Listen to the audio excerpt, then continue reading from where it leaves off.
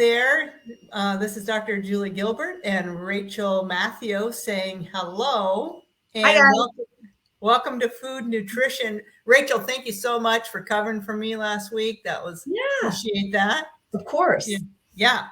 And I know it was a lively discussion. We're moving on in our wonderful book, Food Rules, by Michael Pollan. And I think we're on chapter 4 today. Yes. I'm just going to read it with it says, avoid food products that contain high fructose corn syrup.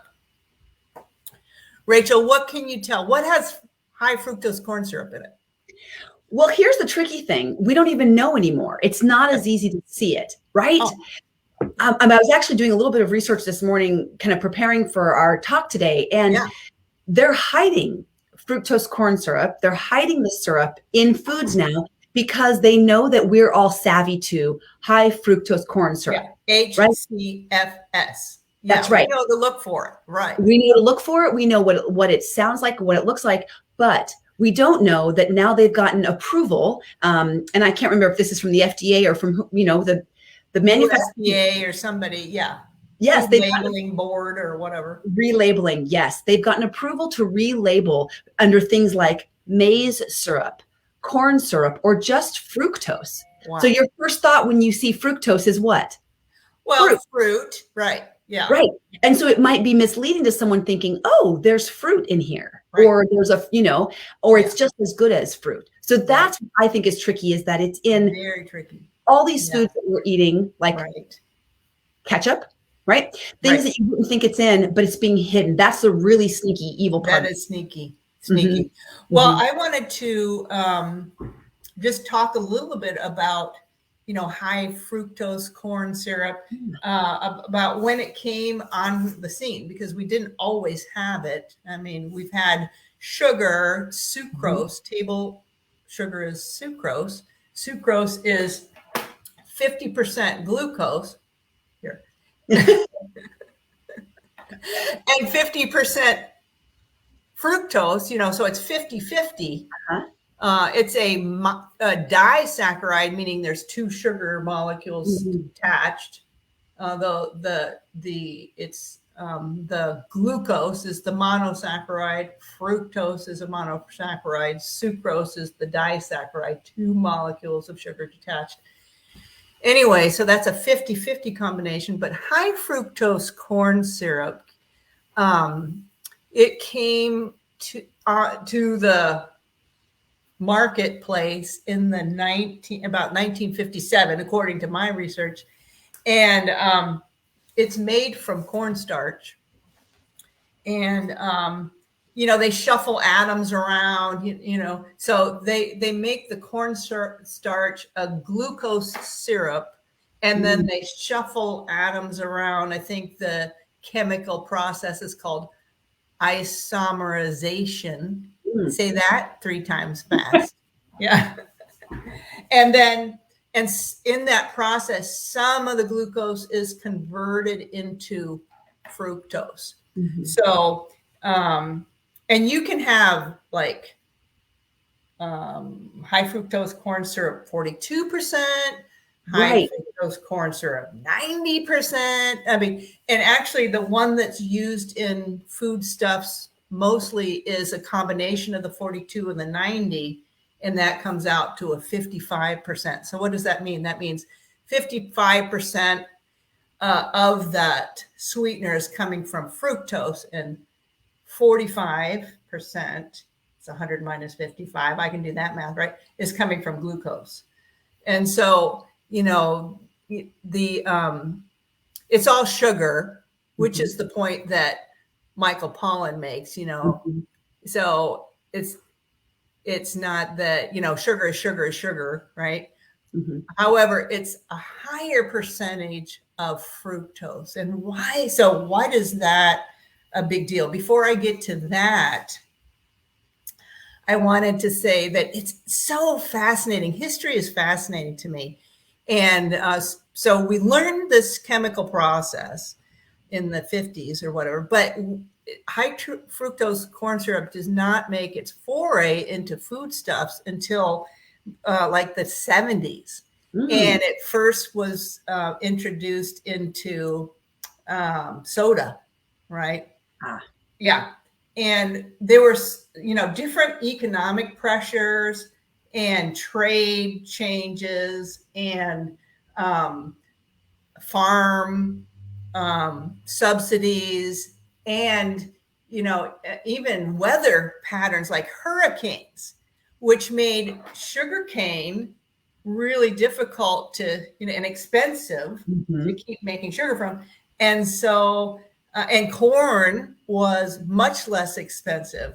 And so the food manufacturers, including the soda people, they changed from using sugar cane in there to sweeten things to the high fructose corn syrup. So anyway, that's all fascinating to me. Yeah. So,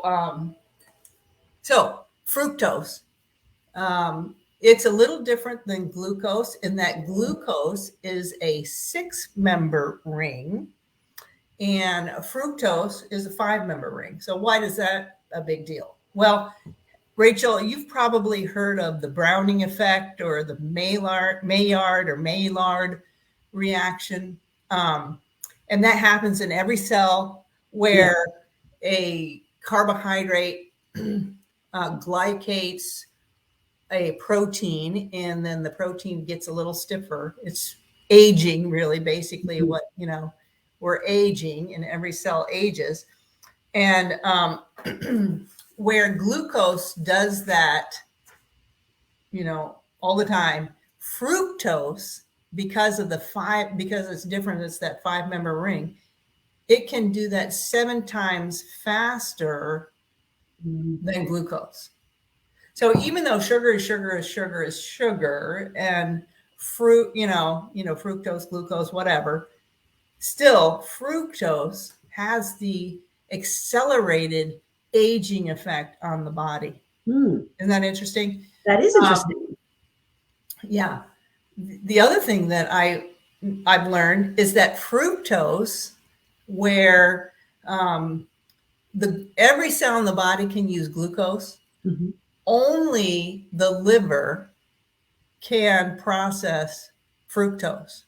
So when we overwhelm it with products that contain high fructose corn syrup, 55% fructose, then we're really making our liver work overtime, which can increase a process called insulin resistance. We can talk about that later. And actually the byproduct of all this fructose metabolism is uric acid. And we all know what high uric acid can lead to. Gout. Yeah. Right. Yeah. Painful. And, it affects, and then uric acid affects the kidneys and increases blood pressure. So, interestingly, I just read an article about, the treatment of gout. And I was so happy to see that one of the preventive measures was don't drink soda and avoid high fructose corn syrup. In the medical literature, I was so excited to see that. I haven't seen that in the past. That's not typically been one of the number one recommendations when you're talking about prevention of gout flares. Right. Wow. Yeah, I know. I was impressed. I was happy to see that. So anyway, and I also want to point out, and I know you want to say this too, Rachel, that we're not talking about the fructose in whole fruit. Right. Right. Yeah, this is a different thing. And I mean, you're talking about the fruit in an apple as compared to a highly processed, chemically altered food-like product that makes everything we eat more palatable, right? I mean, we want more of it. And like you were describing the different percentages, at a percentage that's just not normal. We don't find that in nature anywhere. Yeah. And I think, and I was just reading an article too this morning that was saying something about, and I don't know if this is true, I was just getting the first tidbits of it, but saying that in many ways, now that the food industries can't use the word high fructose corn syrup, as they're masking the fructose and the fructose syrup, it's actually they're using higher percentages than what they used to standardly call high fructose. Yeah, I just was reading that, and we were getting ready for our this meeting, and so I didn't get to read the whole article, but it kind of piqued my interest, like, because again, it's hidden. They're just, and that foods now are able to say if it doesn't have high fructose corn syrup in it, as labeled as such, they're able to market themselves as no high fructose corn syrup. Right. You see the label. Right. Hey, in a big like wow sign on the front of the package. No HFCS, right? Yeah, and now newly modified. We no more. So the consumer is thinking this is safe. This is healthy. There's no high fructose corn syrup in it. And it's just a flat out lie. It is a flat out lie.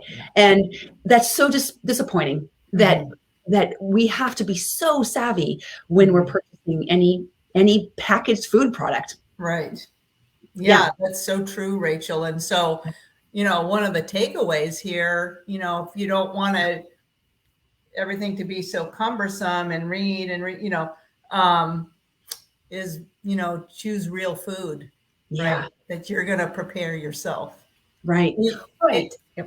Well, I was going to say just to that point that we often, feel safe purchasing packaged foods that don't seem to be sugary foods like cereals, right? People are going to know, like you buy a packaged cereal, you're likely to have a lot of sugar in some form.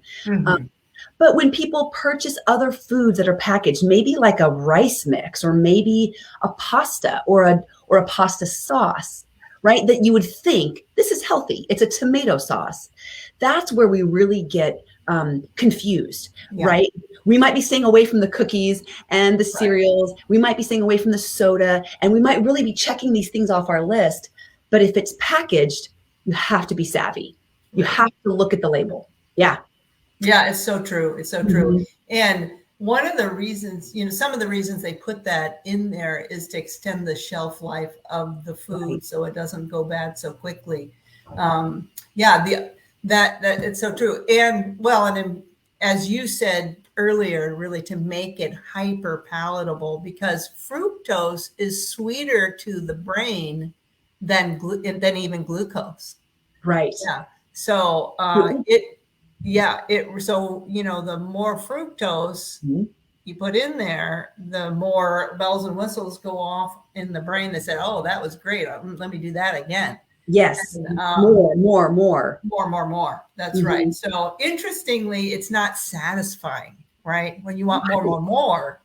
Yes. It's not that satisfying that, a healthy, balanced, whole food meal brings. That's a difference. Why is that? Do you have like a clear way to describe why it is that we don't get satisfied from that? Yeah. Well, I think it's because of the area of the brain that fructose and glucose stimulate. It's this pleasure center, the arcuate nucleus, and it's an overstimulation of dopamine in the brain. And so that can never seem to get satisfied. But because real whole food does not do that, it gives other it stimulates other pathways in the brain and in the gut. And then you're stimulating, your salt and umami and, different combinations of, and your brain notices that kind of pleasure, but it's in more of a satiating way versus an overstimulating way. Yeah. And, we have to kind of work for a natural, whole, real food. You have to work for it. Right. You have to chew it. You have to prepare it. It's not in such a quick form, right? You can drink 200 calories in a soda, in seconds. Yeah. And your body did no work. Yeah. You didn't have like the stimulation of the salivary gland and the mind saying, oh, I'm chewing, and so I must be getting food. And, the whole process of eating is more than just what's in your stomach once you eat it, right? And so like you said, it triggers different sensors, and then our hormones are in a more balance. Right. Very, very true. Very true. Exactly. Because I think we've mentioned this before, when you drink those, 20 teaspoons of sugar, which would be of high fructose corn syrup in a soda,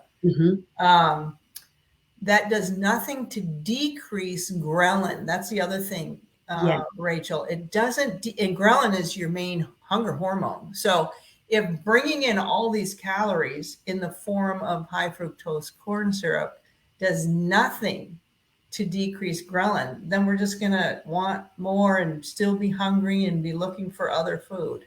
Right. So, yeah.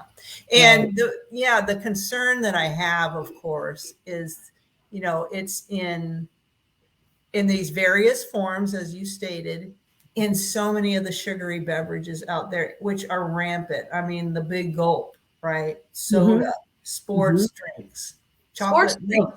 Yes. Ooh, chocolate milk. Yeah. I think parents might think it's just milk and chocolate. Right.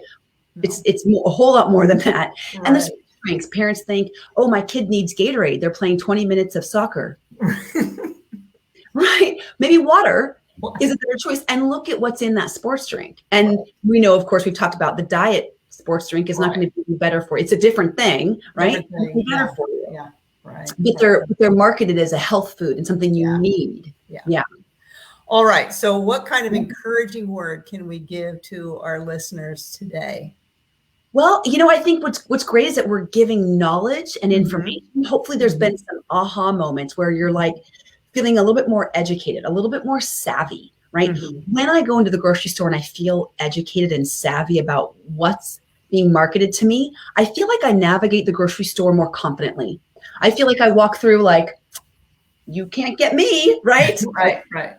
No, I'm, or I'm walking like this. Don't look. Because I know, if I need one thing on this aisle, but don't look at any of the other things, grab my thing and go.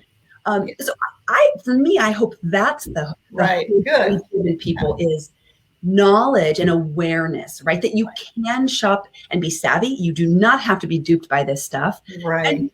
And it's all about your choices, right?